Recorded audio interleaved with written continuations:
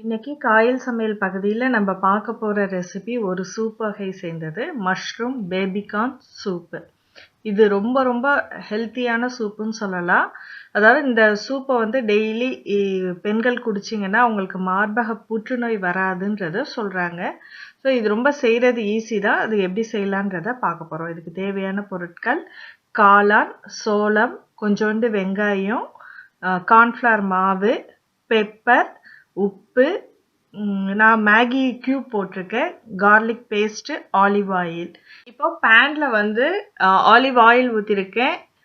வெங்காயம் பொடிசா நறுக்கி போட்டிருக்கிறோம். அதில் இஞ்சி பூண்டு போட்டு கொஞ்சம் ஃப்ரை பண்ணியிருக்கேன்.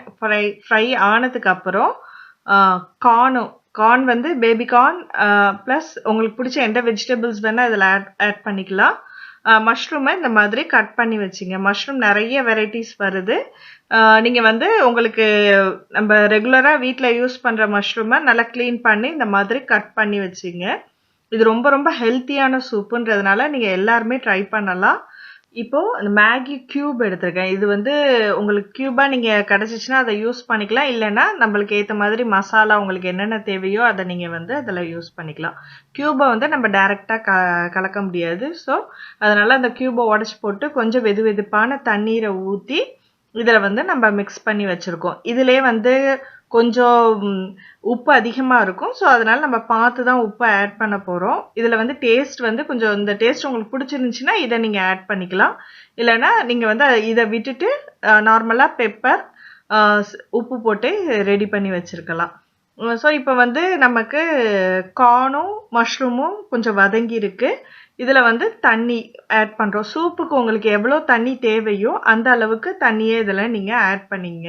இப்போ நல்லா மிக்ஸ் பண்ணிவிட்டு தேவைக்கு உப்பு போட்டு மூடி போட்டு கொஞ்சம் சிம்மிலே வச்சு கொதிக்க வைங்க. அதுக்குள்ளே நம்ம வந்து சூப்பை திக்காக்கிறதுக்காக கார்ன்ஃப்ளவர் இதில் ஆட் பண்ண போகிறோம். கார்ன்ஃப்ளவரையும் நம்ம டைரெக்டாக அதில் யூஸ் பண்ண போகிறது இல்லை. ஸோ ஒரு பவுலில் தான் வந்து தேவையான அளவுக்கு 2 அல்லது 3 டேபிள் ஸ்பூன் கார்ன்ஃப்ளவர் போட்டு அதை கொஞ்சோண்டு தண்ணி ஊற்றி அதை மிக்ஸ் பண்ணி சூப்பு கொதிக்கும் போது இதில் வந்து நம்ம ஊற்றிடுறோம். இது வந்து சூப்பை வந்து திக்காக்குறதுக்காக. ரொம்ப திக்காக்குனீங்கன்னா நல்லா இருக்காது, பேஸ்ட் மாதிரி ஆகிடும். ஸோ தேவைக்கு கொஞ்சம் கொஞ்சமாக ஆட் பண்ணிங்க. இப்போ ஓரளவு இது திக்காயிடுச்சு. இந்த அளவுக்கு திக்னஸ் நமக்கு போதும்னா அதோட விட்டெல்லாம். ரொம்ப திக்காக இருந்தால் நல்லா இருக்காது, ஒரு மாதிரி பேஸ்ட் மாதிரி ஆகிடும் சூப்பு. ஸோ அதனால கொஞ்சம் குறைச்சே நம்ம வந்து கார்ன்ஃப்ளவரை ஆட் பண்ணணும் எப்போதுமே. சிலர் வந்து கார்ன்ஃப்ளவருக்கு பதிலாக முட்டையை கூட உடச்சி ஊற்றுவாங்க மேலே. அது கூட நல்லா இருக்கும் பார்க்குறதுக்கு. இதில் நான் முட்டை ஆட் பண்ணல. இப்போ கடைசியாக சூப் ரெடி ஆனதுக்கு அப்புறம் மேலே கொத்தமல்லி, கொஞ்சோண்டு ஸ்ப்ரிங் ஆனியன் போட்டிருக்கேன் நான் கட் பண்ணி. அது தேவைன்னா நீங்கள் ஆட் பண்ணிக்கலாம். மிளகை வந்து தட்டி போட்டிருக்கேன். இதில் மிளகை தட்டி போடுறதுனால ஸ்மெல் வந்து நல்லா இருக்கும்.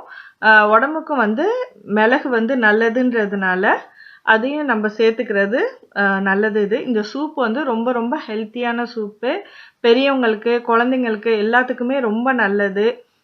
ஸோ இதை வாரத்துக்கு 3-4 நாள் கூட வச்சு நீங்கள் சாப்பிடலாம். ஸோ இப்போ சூப்பு வந்து ரெடி ஆயிடுச்சு. பெண்களுக்கு வந்து இது ரொம்ப ரொம்ப நல்லது. அவங்களுக்கு வந்து மென்ஸ்ட்ரேஷன் ப்ராப்ளம், அப்புறம் வந்து பெண்களுக்கு குழந்தை பேர் இல்லாதவங்க கூட இதை வந்து சாப்பிடலாம் அப்படின்னு சொல்கிறாங்க. அது எந்த அளவுக்கு உண்மைன்றது தெரியல. ஆனால் நம்ம வந்து இதை சாப்பிட்டிங்கன்னா ரொம்ப ஹெல்த்தியானது. ஸோ நீங்களும் உங்கள் வீட்டில் ட்ரை பண்ணி பாருங்கள். உங்கள் கருத்தை எங்களோட ஷேர் பண்ணிங்க. பிடிச்சிருந்துச்சின்னா காயல் சமையல் பகுதியை வந்து சப்ஸ்கிரைப் பண்ணுங்கள். இன்னும் வரும் வாரங்களில் புது புது ரெசிபிஸ் கொடுக்க ட்ரை பண்ணுறோம். உங்கள் நண்பர்களுக்கும் இந்த பக்கத்தை வந்து ஷேர் பண்ணுங்கள். இன்ஷா அல்லாஹ் அடுத்த ரெசிபியில் சந்திப்போம். நன்றி.